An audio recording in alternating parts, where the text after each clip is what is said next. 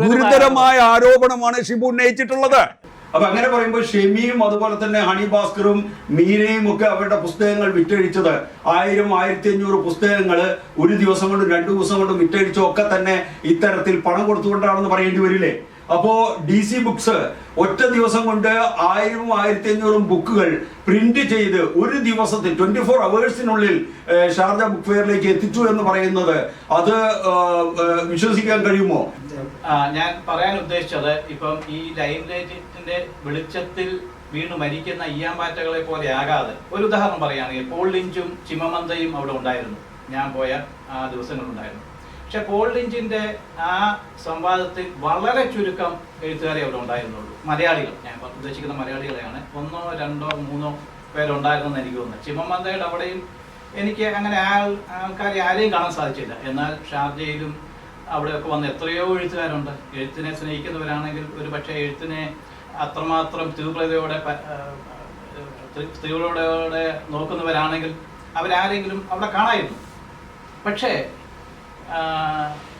ഈ ഗൗരവകരമായ എഴുത്തിൽ നിന്നും നമ്മൾ വിപണിയുടെ പിടിയിൽ അകപ്പെട്ട് നമ്മൾ താഴ്ന്നു പോവുകയാണോ എന്നുള്ള സംശയമാണ് എൻ്റെ വന്നത്. അല്ലാതെ ഞാൻ ഗുരുതരമായ ഒരു ആരോപണം ഉന്നയിക്കുന്നതല്ലായിരുന്നു.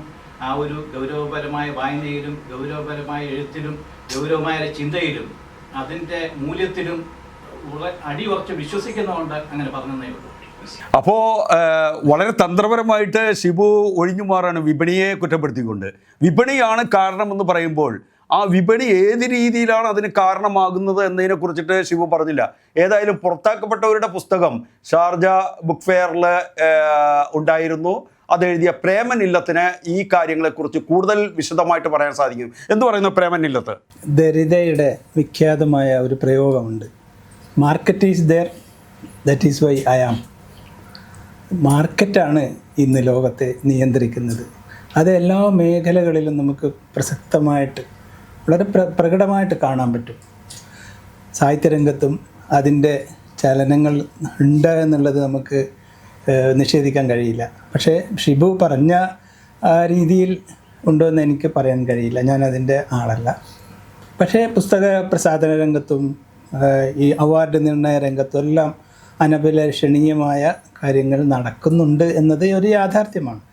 ഇപ്പോൾ യാതൊരു സാഹിത്യ മൂല്യവും ഇല്ലാത്ത പുസ്തകങ്ങൾ ലക്ഷക്കണക്കിന് കോപ്പി അടിച്ച് വിറ്റുപോകുന്ന ഒരു കാലം കൂടിയാണിത്. അതിനോടൊപ്പം മത്സരിക്കാൻ മൂല്യമുള്ള സാഹിത്യത്തിന് കഴിയാത്തൊരവസ്ഥയുണ്ട്. ഇതൊക്കെ നമ്മുടെ മുമ്പിൽ നടക്കുന്ന കാര്യങ്ങൾ തന്നെയാണ്. പക്ഷേ അതിനൊന്നും നമുക്കൊരു പ്രത്യേകമായിട്ടൊരു ഒരു കാരണം പറയാൻ നമുക്ക് കഴിയില്ല. അത് ഈ കാലഘട്ടത്തിൻ്റെ ഒരു പ്രത്യേകതയാണെന്ന് മാത്രമേ പറയാനേ ഞാൻ ആഗ്രഹിക്കുന്നുള്ളൂ. പിന്നെ എൻ്റെ 3 പുസ്തകങ്ങൾ ഷാർജ ബുക്ക് ഫെയറിൽ പ്രകാശനം ചെയ്യപ്പെടുകയുണ്ടായി. പലസ്തീനിൻ്റെ വിമോചന പോരാട്ടങ്ങളുടെ കഥ പറയുന്ന പുറത്താക്കപ്പെട്ടവരുടെ പുസ്തകത്തിൻ്റെ 3ാം പതിപ്പാണ് അവിടെ പ്രകാശനം ചെയ്യപ്പെട്ടത്. പിന്നെ അധിനിവേശ കാലത്തെ പ്രണയം എന്ന എൻ്റെ ആദ്യ കഥാസമാഹാരത്തിൻ്റെ 4ാം പതിപ്പാണ് അവിടെ പ്രകാശനം ചെയ്യപ്പെട്ടത്. അതുപോലെ അധിനിവേശ കാലത്ത് പുറത്താക്കപ്പെട്ടവരുടെ പുസ്തകത്തിൻ്റെ അറബി വിവർത്തനം ദിവാൻ അൽ മത്തറുദ്ദീൻ എന്ന് പറയുന്ന അറബി പുസ്തകത്തിൻ്റെ 2ാം പതിപ്പും ഷാർജ ബുക്ക് ഫെയറിൽ പ്രകാശനം ചെയ്യപ്പെട്ടിട്ടുണ്ട്. പുസ്തകങ്ങളൊക്കെ എത്ര വിറ്റുപോകുന്നു എന്നുള്ളത് നമ്മൾ അതിൻ്റെ പിന്നാലെ പോകാതിരിക്കുകയാണ് ഭേദം. നമ്മൾ എഴുത്തുകാരൻ്റെ ചുമതല എഴുതുക എന്നുള്ളതാണ്. അത് വായിക്കുക, സ്വീകരിക്കുക എന്നുള്ളതൊക്കെ വായനാ ലോകത്തിൻ്റെ തീർച്ചയായിട്ടും അത് വായനാ ലോകത്തിൻ്റെ ഒരു തീരുമാനത്തിലേക്ക് വിടാം. അപ്പോൾ എഴുത്തിനെ അല്ലെങ്കിൽ പുസ്തകങ്ങളെ വിപണി സ്വാധീനിക്കുന്നുണ്ട് എന്ന് തന്നെയാണ് പ്രേമനും പറഞ്ഞു വയ്ക്കുന്നത്. അതിനെക്കുറിച്ച് ജ്യോതിദാസിൻ്റെ അഭിപ്രായം എന്താണ്? കാലം മാറുന്നതിനനുസരിച്ച് സാഹിത്യ സംവേദനങ്ങളിലെല്ലാം ഒരുപാട് മാറ്റങ്ങൾ വന്നിട്ടുണ്ട്. അത് കാലത്തിൻ്റെ മാറ്റങ്ങളുടെ അനിവാര്യതയാണ്. അപ്പോൾ തീർച്ചയായും നമുക്കറിയാം, ഇതിപ്പോൾ ആഘോഷങ്ങളുടെ കാലമാണ്. ബുക്ക് ഫെസ്റ്റിവലുകൾ ഒരുപാടുണ്ടാകുന്നു, ലിറ്ററേച്ചർ ഫെസ്റ്റിവലുകൾ ഒരുപാടുണ്ടാകുന്നു. അവിടേക്ക് ഭയങ്കരമായിട്ട് ഫിലിം ഫെസ്റ്റിവലുകളിലോട്ട് എത്തുന്ന പോലെ ആളുകൾ എത്തുന്നു. അതിനൊന്നും നെഗറ്റീവായി കാണേണ്ട കാര്യമില്ല. അതിനകത്തെ പോസിറ്റിവിറ്റി തീർച്ചയായും നമ്മൾ കാണണം. അത് സാഹിത്യം പൊതുസമൂഹം സ്വീകരിക്കപ്പെടുന്നത് വലിയ കാര്യമാണ്. പക്ഷേ ഇതിനിടയിൽ ഈ എഴുത്തുകാരും പ്രസാധകരും ഒക്കെ ചിന്തിക്കേണ്ട ഒരു കാര്യമുണ്ട്. ഇതിൻ്റെ ഉൾക്കാമ്പ്, ഇതിൻ്റെ മൂല്യം എന്ന് പറയുന്നത് നഷ്ടപ്പെട്ടു പോകാതെ, അന്തസത്ത നഷ്ടപ്പെട്ടു പോകാതെ സൂക്ഷിക്കേണ്ട ഉത്തരവാദിത്വം അവരുടേതാണ്. അല്ലെങ്കിൽ ഇത് ഒരുപാട് കാലം നിലനിൽക്കില്ല. കാരണം ഈ തള്ളിക്കയറ്റങ്ങൾ വളരെ പെട്ടെന്ന് അവസാനിച്ചു പോകും, സാഹിത്യം ഇല്ലാതായി പോകും. അപ്പോൾ അതുകൊണ്ട് ഇത്തരത്തിലുള്ള ഗിമ്മിക്കുകൾ കൊണ്ട് ലിറ്ററേച്ചർ ഫെസ്റ്റിവലുകളെയും ബുക്ക് ഫെയറുകളെയും ഒക്കെ ആരെങ്കിലുമൊക്കെ കീഴ്പ്പെടുത്താൻ ശ്രമിക്കുന്നത് വളരെ മോശമായ പ്രവണതയാണ്. കാരണം നമുക്കറിയാം എങ്ങനെ പ്രായോഗികമാണ്. നമ്മുടെ സാമാന്യ ബുദ്ധിയെ ചോദ്യം ചെയ്യുന്നതല്ലേ. ഒരു ദിവസം കൊണ്ട് ഒരു പതിപ്പ് മുഴുവൻ തീർന്നു, 24 മണിക്കൂറകം പ്രസാധകർ അടുത്ത പതിപ്പ് അവിടെ എത്തിച്ചു. ഷാർജയിൽ, കോട്ടയത്ത് നിന്ന് ഷാർജയിൽ അടുത്ത പതിപ്പ് 1500-2000 കോപ്പി എത്തിച്ചു, അതും തീർന്നു. ഇതൊക്കെ ഈ നാടകങ്ങളൊക്കെ നമ്മുടെ സാമാന്യ ബുദ്ധിയെ ചോദ്യം ചെയ്യുന്നതാണ്. അപ്പം അത് തീർച്ചയായും അത്തരം ഗിമ്മിക്കുകൾ സാഹിത്യത്തിൻ്റെ അന്തസ്സത്തെയും സാഹിത്യത്തിൻ്റെ ഉൾക്കാമിനെയൊക്കെ തകർത്ത് കളയുന്നതാണ്. അപ്പോൾ അതുകൊണ്ട് അതിൽ തീർച്ചയായും എഴുത്തുകാരും ഒന്നും വീണു പോകരുത്. ഇത് സൂക്ഷിച്ചുകൊണ്ട് തീർച്ചയായും മാറുന്ന കാലഘട്ടത്തിനനുസരിച്ച് ഈ നമ്മുടെ ഫെസ്റ്റിവലുകളും ലിറ്ററേച്ചർ ഫെസ്റ്റിവലുകളും ബുക്ക് ഫെയറുകളൊക്കെ വളർന്നു പോകട്ടെ എന്നാണ് എനിക്ക് ഈ കാര്യത്തിൽ പറയാൻ. എന്തായാലും ജ്യോതിദാസിന്റെ അഭിപ്രായത്തോട് യോജിക്കുന്നു. ഞാൻ എപ്പോഴും സതീശൻ പയ്യന്നൂരിനെ എനിക്കെപ്പോഴും സതീഷ് ബാബു പയ്യന്നൂരിനെ കുറിച്ചാണ് എനിക്കെപ്പോഴും ഓർമ്മ വരിക. ആ ഇൻസിഡൻറ്റും അങ്ങനെയുള്ള സംഭവങ്ങളൊക്കെ. എന്തായാലും സതീശൻ പയ്യന്നൂരും സതീഷ് ബാബു പയ്യന്നൂരും തമ്മിലുള്ള ആ പേരിൻ്റെ ഒരു യോജിപ്പുണ്ടല്ലോ. അപ്പോൾ ആ ഒരു മെമ്മറിയിൽ അത് കിടക്കുന്നു. സതീശൻ, താങ്കൾ ഈ ലിറ്റിൽ മാഗസിനൊക്കെ കുറിച്ചിട്ട് വളരെയധികം അതിനുവേണ്ടി പ്രവർത്തിക്കുന്ന ഒരു വ്യക്തിയാണ്. അതുപോലെ തന്നെ പ്രതിഭയുടെ സാഹിത്യ പ്രവർത്തനങ്ങളിൽ വളരെയധികം സജീവമായിട്ട് ഇടപെടുന്ന ഒരാളാണ്. താങ്കൾക്ക് ഇതുവരെയുള്ള പ്രതിഭയുടെ ഈ ലിറ്റിൽ മാഗസിൻ്റെ പ്രവർത്തനങ്ങളെ കുറിച്ച് എന്താണ് പറയുന്നത്? ആദ്യമായിട്ട് എനിക്ക് പറയാനുള്ളത്, സതീഷ് ബാബു പയ്യന്നൂരും ഞാനായിട്ട് ഒരു ഇതില്ല. കാരണം താരതമ്യം ചെയ്യാൻ വേണ്ടി പറ്റത്തില്ല. അദ്ദേഹം വളരെ ഉന്നതിയിൽ നിൽക്കുന്ന ആളാണ്. ഞാൻ കഥ എഴുതാൻ വേണ്ടിയിട്ട് ശ്രമിക്കുന്ന ആൾ മാത്രമാണ്. ഫസ്റ്റ്ലി ഇവിടെ നവീൻ ജോർജ് എന്ന് പറഞ്ഞിട്ട് ഒരു ചെറു കഥാകാരൻ ഉണ്ടായിരുന്നു. പൊട്ടക്കലം എന്ന പേരിൽ ബ്ലോഗ് ആദ്യമായിട്ട് എഴുതിയാണ്. അദ്ദേഹം ഒരു ആക്സിഡൻറ്റിൽപ്പെട്ട് മരിച്ചുപോയി. നമ്മളായിട്ടൊരു ബന്ധത്തിൽ വരുന്ന ഒരാളായിരുന്നു, വളരെ ക്ലോസ് ആയിട്ടുള്ള ഒരാളായിരുന്നു. ആ ബ്ലോഗിലൂടെ അവനാണ് എനിക്ക് ബ്ലോഗ് പരിചയപ്പെടുത്തുന്നത്. ആ ബ്ലോഗിലൂടെയാണ് പിന്നെ ഞാൻ വേറൊരു പേര് മാറ്റിയിട്ട്, എനിക്ക് എഴുതാനുള്ള ധൈര്യമില്ലാത്തതുകൊണ്ട് പേര് മാറ്റിയിട്ട് എന്തൊക്കെയോ എനിക്ക് മനസ്സിൽ തോന്നുന്നത് കുറിച്ച് വെച്ചു. യഥാർത്ഥത്തിൽ ഇവിടെ ഈ മരുഭൂമിയിലാണ് ഒരുപാട് കഥകൾ ഉണ്ടാകുന്നത് എന്ന് മനസ്സിലായി. ഒരുപാട് കഥകൾ എഴുതപ്പെടാതെ മരിച്ചു പോവുകയാണ് ചെയ്യുന്നത്. പലർക്കും പല സാഹചര്യത്തിലും ഒരുപാട് നാട്ടിലേക്കാട്ടും കൂടുതൽ കഥകൾ ഇവിടെയായിരിക്കും ഉണ്ടാകുന്നത് എന്നാണ് എനിക്ക് തോന്നുന്നത്.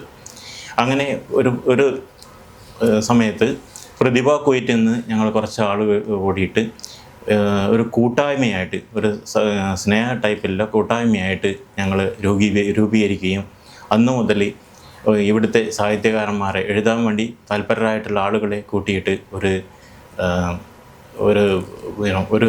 കൂട്ടായ്മ രൂപീകരിക്കുകയും പ്രതിഭ എന്ന പേരിൽ ഒരു കൂട്ടായ്മ രൂപീകരിച്ചിട്ടാണ് നമ്മൾ പ്രവർത്തനം തുടങ്ങുന്നത്. അന്നു മുതൽ എല്ലാവർക്കും തന്നെ വളരെയധികം എന്താ പറയുക, അവർക്ക് സപ്പോർട്ട് കൊടുത്തുകൊണ്ട്, ഇവിടുത്തെ ആളുകൾക്ക് സപ്പോർട്ട് കൊടുത്തുകൊണ്ട് നമ്മൾക്ക് കൂടുതൽ ആളുകളെ ആകർഷിക്കാനും അതുപോലെ അവരിൽ നിന്ന് കഥകൾ ശേഖരിക്കുവാനും അതിലൂടെ പുസ്തകങ്ങൾ പ്രസിദ്ധീകരിക്കുവാനും ഞങ്ങൾക്ക് കഴിഞ്ഞിട്ടുണ്ട്. ഓരോ വെള്ളിയാഴ്ചകളിലും ഞങ്ങൾ പ്രതിമാസ ഒരു വെള്ളിയാഴ്ച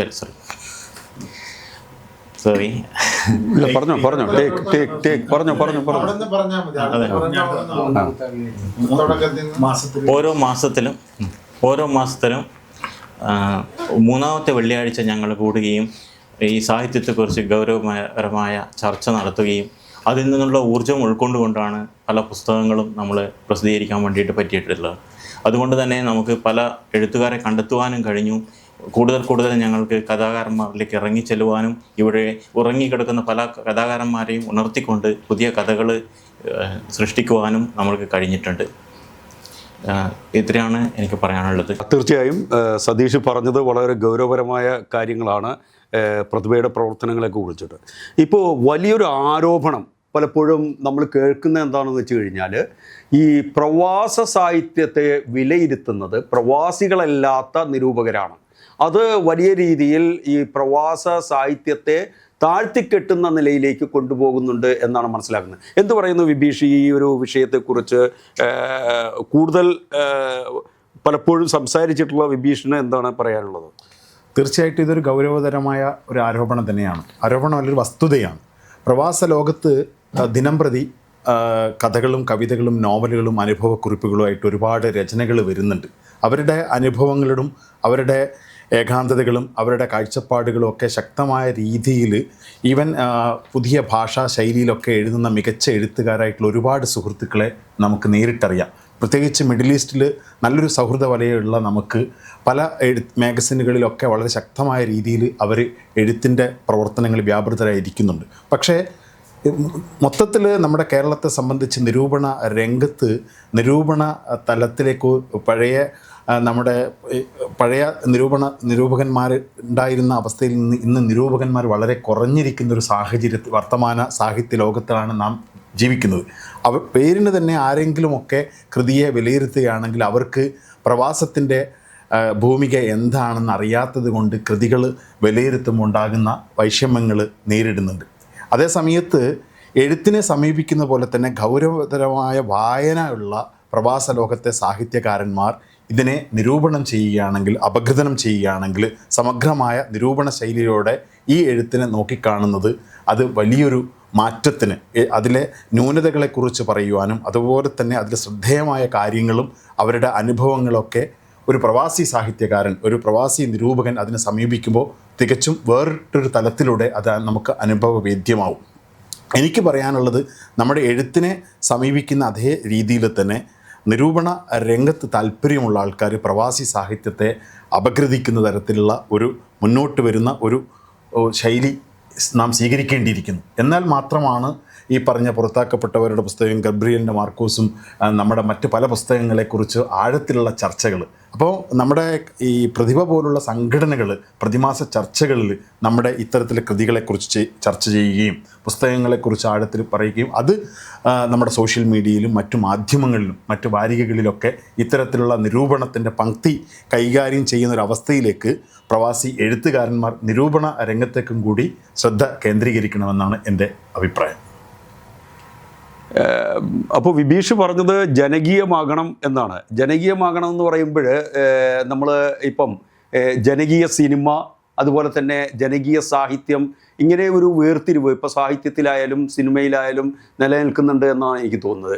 സേവ്യർ ആൻ്റണിക്ക് അതിനെക്കുറിച്ച് എന്താണ് പറയാനുള്ളത്? എനിക്ക് തോന്നുന്നത്, നമ്മൾ ഈ സിനിമയുടെ ഒരു അവാർഡിനെയൊക്കെ പരിഗണിക്കുന്ന ഒരു സമയത്ത് ഒരു ഇതുണ്ടായിരുന്നു, ജനപ്രിയ സിനിമകൾക്ക് അവാർഡ് കൊടുക്കണോ അതോ അവാർഡിനായി പ്രത്യേകമായി തയ്യാറാക്കുന്ന സിനിമകൾക്ക്, അങ്ങനെയൊക്കെയുള്ള ഒരു വിവാദങ്ങൾ ഒരു സമയത്ത് ഏറ്റവും ചർച്ച ചെയ്യപ്പെട്ടതാണ്. അപ്പോൾ എനിക്ക് തോന്നുന്നു ഇപ്പോൾ സാഹിത്യത്തിലും അങ്ങനെ ഒരു അസ്വസ്ഥത രൂപപ്പെടുന്നുണ്ട്. കൂടുതലായിട്ട് വായിക്കപ്പെടുന്ന വിറ്റഴിക്കപ്പെടുന്ന പുസ്തകങ്ങളിൽ കണ്ടൻറ്റുകളില്ല, അതൊന്നും സാഹിത്യ ലോകത്ത് അനിവാര്യമല്ല എന്നുള്ള ഒരു വിഭാഗം ആൾക്കാരുടെ ചർച്ചകൾ നടക്കുന്നുണ്ട്.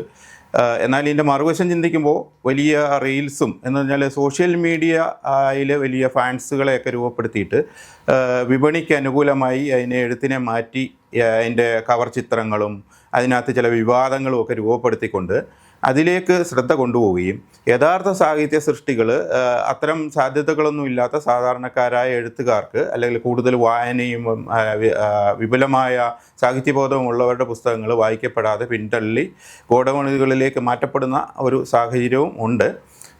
പക്ഷേ ഇതിനിടയിലൊരു ആശയക്കുഴപ്പം ഉണ്ട്. ഇത് രണ്ടും ഇവിടെ നിലനിൽക്കേണ്ടത് തന്നെയാണ്. കൂടുതൽ ആൾക്കാർ അക്ഷരസ്നേഹികളായി മാറുകയും ഒരു വരിയെങ്കിലും പുസ്തകങ്ങളിലൂടെ കടന്നു പോവുകയും ചെയ്യുന്നതാണ് ജനകീയ പുസ്തക ശൈലിയുടെ സാഹചര്യം. എന്നാൽ ആഴത്തിലുള്ള വായനയും രൂപപ്പെട്ടാലേ സാഹിത്യവും ഭാഷയും ഒക്കെ കൂടുതൽ ശക്തമായി നിലകൊള്ളൂ എന്നുള്ള ഒരു തോന്നലാണ് ഞാൻ പങ്കുവെക്കാൻ ആഗ്രഹിക്കുന്നത്. അപ്പോൾ ആഴത്തിലുള്ള വായന അനിവാര്യമാണെന്ന് പറയുമ്പോൾ ആഴത്തിലുള്ള വായന എങ്ങനെ ആയിരിക്കണം, എങ്ങനെ ജനങ്ങളിലേക്ക് അത് ജനകീയമാക്കാം എന്നതിനെക്കുറിച്ചുള്ള ഒരു ചോദ്യമാണ് ഉയർന്നു വരുന്നത്. എന്തു പറയുന്നു എഞ്ചിനീയർ ജവഹർ? ഈ ജനകീയ വായന എന്ന് പറയുമ്പം നമ്മുടെ ഇപ്പോഴത്തെ സോഷ്യൽ മീഡിയയ്ക്ക് മുൻപ് നമ്മുടെ ആഴ്ച വാരികൾ ശ്രദ്ധിച്ചിട്ടുണ്ടാവല്ലോ, മംഗളം, മനോരമ, ഇതിലൊക്കെ ജനകീയ നോവലുകൾ വലുതായി വായിക്കപ്പെട്ട സമയമുണ്ട്. ആ സമയത്ത് തന്നെയാണ് വളരെ ഗൗരവമായ കൃതികളും ചേരുന്നത്. അപ്പോൾ ഈ ജനകീയ നോവലുകൾ അല്ലെങ്കിൽ കഥകൾ എന്ന് പറയുന്നത് അന്ന് പൈങ്കിളി കഥകളായിരുന്നു. ഇപ്പം അതെല്ലാം പോയി. ഇപ്പോഴത്തെ ആ വാരികളെല്ലാം കുറച്ചുകൂടി സ്റ്റാൻഡേർഡൈസ് ചെയ്ത് വന്ന് ഇപ്പം എല്ലാം ഈ പൈങ്കിളി കഥകൾ എന്ന് പറയപ്പെടുന്ന കാറ്റഗറിയിലുള്ള കാര്യങ്ങളെല്ലാം ഇപ്പോൾ സോഷ്യൽ മീഡിയയിലൂടെയാണ് നടക്കുന്നത്. അപ്പോൾ ഈ സോഷ്യൽ മീഡിയ വളരെ വിപുലമായിട്ട് അത് നെഗറ്റീവായാലും പോസിറ്റീവായാലും വളരെ വളരെ വിപുലമായിട്ട് പ്രയോഗിക്കപ്പെടുന്ന ഒരു സമയമാണ്. അപ്പോൾ ഏറ്റവും വളരെ ലളിതമായി നമുക്കൊക്കെ എന്താണ് പറയുന്നത്, ഒരുപാട് തിരക്കാണ് ഇപ്പോൾ, ഒരുപാട് തിരക്കുള്ള ജീവിതം.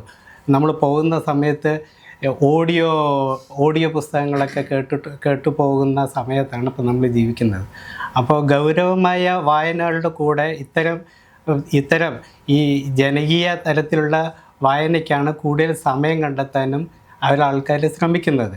പക്ഷേ ഈ അടുത്ത കാലത്ത് ഞാനൊരു പുസ്തകം വായിച്ചിരുന്നു. അതിൽ പുസ്തകം വായിക്കുന്നത് പറഞ്ഞാൽ ഞാൻ വായിച്ചിരുന്നു, ഒരാൾ വായിക്കുക, വേറെ ഞാൻ വണ്ടി ഓടിക്കുമ്പോൾ കേട്ടിരുന്ന കഥകൾ. ഇപ്പോൾ VJ ജെയിംസിൻ്റെ തന്നെ ഒറ്റക്കാലം കാക്ക ഞാൻ കേൾക്കുന്നത്, ഞാൻ വായിക്കുന്നതല്ല, കേട്ടിട്ടാണ്. അതിൽ ആ സാഹിത്യ ഭംഗി എന്ന് പറയുന്നത് ഞാൻ ആസ്വദിച്ചിട്ട് വണ്ടി ഓടിക്കുക. അപ്പം ഇതിന് ആ പുസ്തകം നമ്മുടെ നേരിട്ട് ആദ്യം ഉണ്ടായിട്ട് പോലും നമുക്ക് വായിക്കാനുള്ള സമയം കണ്ടെത്താതിരുന്നതിൻ്റെ സാഹചര്യമാണ് ഞാൻ പറയുന്നത്. പുസ്തകം വാങ്ങി വായിക്കാതെ മേശപ്പുറത്ത് വെച്ചു എന്നുള്ള സാഹചര്യത്തിനപ്പുറം വായിക്കാനുള്ള സാഹചര്യം നമ്മൾ ഉണ്ടാക്കണം. അപ്പോൾ ഗൗരവതരമായ വായന എന്ന് പറയുന്നത് വായന കൂടാതെ കേൾവി ഒരു പ്രധാന ഘടകം കൂടിയാണ്. അപ്പോൾ ഇപ്പോഴത്തെ രീതിയിൽ ഓഡിയോ പുസ്തകങ്ങൾ, പിന്നെ മറ്റ് വിഷ്വലൈസ് ചെയ്തിട്ടുള്ള പുസ്തകങ്ങൾ, ഇതെല്ലാം നമുക്ക് ഈ സമയത്ത് പരിഗണിച്ചുകൊണ്ട് കൂടുതൽ ഗൗരവതരമായ വായനകൾക്ക് നമ്മുടെ പ്രതിഭയെ പോലുള്ള സംഘടനകളൊക്കെ മുന്നിട്ടിറങ്ങുന്നുണ്ട്. അത്തരം സംഘടനകളുണ്ട്, അത്തരം പുസ്തക ചർച്ചകളും ഇങ്ങനെയുള്ളതെല്ലാം നടക്കുന്നുണ്ട്. ഈ കഥായനത്തിൻ്റെ ഒരു ഭാഗമായിട്ട് ഈ കഥകളെല്ലാം സെലക്ട് ചെയ്തല്ലോ. ഈ കഥകളിൽ പല കഥകളും നമ്മൾ ആ വായനയിലൂടെ തന്നെ നമുക്ക് മനസ്സിലാക്കാവുന്നത്, വായനയുടെ ചില കഥകളൊക്കെ നല്ല മികച്ച കഥകളാണെന്ന് പറയാമെങ്കിൽ കൂടിയും കുറേ കൂടി ഈ വായനയുടെ ഒരു അഭാവം ഈ എഴുത്തുകാരിൽ പലരിലും ഉണ്ട്. അതായത് വേറൊരാളുടെ കൃതി വായിച്ച് നമ്മൾ ഉദ്ദേശിക്കുന്ന തലത്തിലുള്ള സാഹചര്യങ്ങളൊക്കെ മറ്റൊരാൾ ഏത് തരത്തിലാണ് എഴുതിയിരിക്കുന്നതൊക്കെ മനസ്സിലാക്കി കഴിഞ്ഞ് കഴിഞ്ഞാൽ കുറച്ചുകൂടി സാഹിത്യ ഭംഗിയും നമ്മൾ രൂപപ്പെടുത്തിയെടുത്തിരിക്കുന്ന രൂപഘടനയ്ക്ക് കുറച്ചുകൂടെ ഭംഗി വരുത്താനും ഒക്കെ സഹായിക്കും. അപ്പോൾ അത്തരമൊരു ചർച്ചകളാണ് നമുക്ക് ഇന്ന് ആവശ്യം. അപ്പോൾ അതൊരു ചെറിയ കൂട്ടായ്മകളാണെങ്കിൽ കൂടിയും അല്ല, പ്രതിഭ കുവൈറ്റ് പോലുള്ള ഈ സംഘടനകൾ എല്ലാ മാസവും ഇത്തരം ചർച്ചകൾ സംഘടിപ്പിക്കാറുണ്ട്. അതുകൊണ്ടൊക്കെ തന്നെയാണ് 14 വർഷത്തോളം നമ്മുടെ ഈ പ്രതിഭ കുവൈറ്റിൻ്റെ നിലനിൽപ്പ് തന്നെ. അന്ന് പലരും എഴുതി തുടങ്ങാത്ത പല ആളുകളും ഇന്ന് ഒരുപാട് പുസ്തകങ്ങൾ എഴുതിയിട്ടുണ്ട്. നമ്മുടെ പ്രേമൻ്റെ ഇല്ലത്തിൻ്റെ ആദ്യ പുസ്തകം പോലും ഞങ്ങളുടെ പ്രതിഭ കുവൈറ്റിൻ്റെ ആ രൂപീകരണത്തിന് ശേഷമാണ് ഉണ്ടായത് എന്ന് വേണമെങ്കിൽ ഞങ്ങൾക്ക് പറയാം. അതിനുശേഷം ഇവിടെയുള്ള ഓരോ അംഗങ്ങളും ലത്തീഫ് നീലേശ്വരം എല്ലാവരും അതിന് ഇന്ന ആളെന്ന് പറയുന്നില്ല. ലത്തീഫ് നീലേശ്വരത്ത് എന്ന് പറഞ്ഞ 8ഓളം പുസ്തകങ്ങളാണ് അതിനുശേഷം രചിക്കപ്പെട്ടത്. ഞങ്ങളെപ്പോലുള്ളവരൊക്കെ ആണെങ്കിൽ കൂടെ എഴുതിയിരുന്നെങ്കിലും കഥകളെല്ലാം സമാഹരിച്ച് ഒരു 5ഓളം പുസ്തകങ്ങൾ ഞങ്ങൾ പ്രതിഭയുടെ പേരിൽ ചെയ്തു. അതിൻ്റെ എന്താ പറയുക, അതിൽ ഊർജം ഉൾക്കൊണ്ട് തന്നെയാണ് ഓരോ വ്യക്തിയും ഒന്ന് പിൻവലിഞ്ഞ് നിൽക്കുന്ന ഓരോ വ്യക്തി. ഇപ്പോൾ സതീശൻ പയ്യന്നൂരൊക്കെ ഇഷ്ടം പോലെ കഥകൾ എഴുതിയിട്ടുണ്ടായിരുന്നെങ്കിലും ഒരു പുസ്തക രൂപത്തിലേക്ക് മാറ്റിയെടുക്കാൻ അദ്ദേഹം ഉണ്ടാതിരിക്കായിരുന്നു. അവരെയൊക്കെ നമ്മൾ പ്രോത്സാഹിപ്പിച്ചെടുത്തതാണ്. അപ്പോൾ അത്തരം ഇപ്പം ഒരു ലിമിറ്റഡായിട്ടുള്ള കുറച്ച് ആളുകളെ നമ്മൾ ഉള്ളെങ്കിലും അതിൽ മിക്കവാറും എല്ലാവരും, ജ്യോതിദാസിൻ്റെ ഒരു കവിതാ സമാഹാരം, അദ്ദേഹത്തിൻ്റെ കൃതികളെ കുറിച്ചിട്ടൊക്കെ പറയുന്നത്, കവിതകളൊക്കെ ഇഷ്ടംപോലെ എഴുതാറുണ്ടെങ്കിലും അല്ലെങ്കിൽ അതുമായി ബന്ധപ്പെട്ടുള്ള സാഹചര്യങ്ങളൊക്കെ തീക്ഷ്ണമായ ജീവിത സാഹചര്യങ്ങളൊക്കെ കടന്നു പോകുന്ന വ്യക്തിയാണ് കൂടിയും അദ്ദേഹത്തിൻ്റെ വരും പുസ്തകങ്ങളിലൊക്കെ നമ്മളത് പ്രതീക്ഷിക്കുകയും ചെയ്യേണ്ടത്. ഇത് മെയ് ഫ്ലവർ എന്നുള്ള പുസ്തകത്തിലൊക്കെ അതുപോലെ ഉൾക്കാമ്പുള്ള കവിതകളൊക്കെയാണ് ഉള്ളത്. പിന്നെ പ്രസീത പാട്യത്തിൻ്റെ ഇപ്പോൾ 1-2 രണ്ടാമത്തെ കഥാസമാഹാരമാണ് ഇറങ്ങിയിരിക്കുന്നത്. സീന രാജവിക്രമിൻ്റെ പച്ചിലക്കൊത്തി എന്നുള്ള പുതിയ കഥാസമാഹാരം ഇറങ്ങിയിരിക്കുന്നു. പിന്നെ പ്രേമനില്ലത്തിൻ്റെ 4 പുസ്തകങ്ങളാണ്. അത് 2 നോവലും 2 ചെറുകഥാ സമാഹാരങ്ങളാണ് ഈ കാലഘട്ടത്തിൽ ഇറക്കിയിരിക്കുന്നത്. പിന്നെ വിഭീഷ് തിക്കൊടി 2 കവിതാ സമാഹാരം, 4 കവിതാ സമാഹാരങ്ങളാണ് ഇറക്കിയിരിക്കുന്നത്. ജ്യോതിദാസിൻ്റെ ഒന്ന് പറഞ്ഞു. സതീശൻ വൈനൂര് ഒരു ചെറുകഥാ സമാഹാരം, പിന്നെ നമ്മുടെ ഷിബു ഫിലിപ്പിൻ്റെ ഒരു 2 നോവലാണ്. അതിലേറ്റവും പ്രധാനം ഈ ഇപ്പോഴത്തെ ക്വാണ്ടം മെക്കാനിക്സിൻ്റെ 100ാം വാർഷികം ആഘോഷിക്കുന്ന സമയത്ത് തന്നെയാണ് അദ്ദേഹത്തിൻ്റെ ഈ ക്വാണ്ടം മെക്കാനിക്സുമായി ബന്ധപ്പെട്ടിട്ടുള്ള അല്ലെങ്കിൽ ക്വാണ്ടം മെക്കാനിക്സിനെ ഉൾപ്പെടുത്തിയിട്ടുള്ള ഒരു വളരെ വളരെ ഗൗരവമായ ഒരു പുസ്തകം, ഞങ്ങളുടെ ഗ്രൂപ്പിൽ നിന്ന് ഏറ്റവും ഗൗരവമായ ഒരു പുസ്തകം അദ്ദേഹം ഇറങ്ങിയിരിക്കുന്നത്. ഇനി ഏറ്റവും അടുത്ത് ഇറങ്ങാനിരിക്കുന്നത് സേവ്യർ ആൻ്റണിയുടെയാണ്. അദ്ദേഹത്തിൽ നിന്ന് ഇതേപോലെ ഒരു പുസ്തകം നമ്മൾ പ്രതീക്ഷിക്കണം. അങ്ങനെ എല്ലാ ആൾക്കാരെയും നമ്മൾ കൂടെ നിർത്തി അവരവരുടെ പുസ്തകങ്ങൾ കൂടെ പിന്നെ പ്രസിദ്ധീകരിക്കപ്പെടുക എന്ന ഒരു ദൗത്യം കൂടി ഞങ്ങളുടെ ഈ ഗ്രൂപ്പായ പ്രതിഭ കുവൈറ്റ് ചെയ്യുന്നുണ്ട്. തീർച്ചയായും വായന മരിച്ചാലും കേൾവി മരിക്കില്ല, കേൾവി മരിച്ചാലും വായന മരിക്കില്ല എന്നാണ് ആത്യന്തികമായിട്ട് നമുക്കിവിടെ മനസ്സിലാക്കാൻ കഴിയുന്നത്. പലപ്പോഴും പല കോണുകളിൽ നിന്നും വായന മരിക്കുന്നു, അക്ഷരത്തെ വെറുക്കുന്നു എന്ന അവസ്ഥയിലേക്ക് വരുന്നു എന്ന് ഒക്കെ പറയുന്നുണ്ടെങ്കിലും അത് സംഭവിക്കുന്നില്ല എന്ന് തന്നെയാണ് ഈ കൂട്ടായ്മയിൽ നിന്നും, ഈ പ്രതിഭ കുവൈറ്റിൽ നിന്നും, ഈ സാഹിത്യ സദസ്സിൽ നിന്നും മനസ്സിലാകുന്ന. ജയ് ഹിന്ദ്.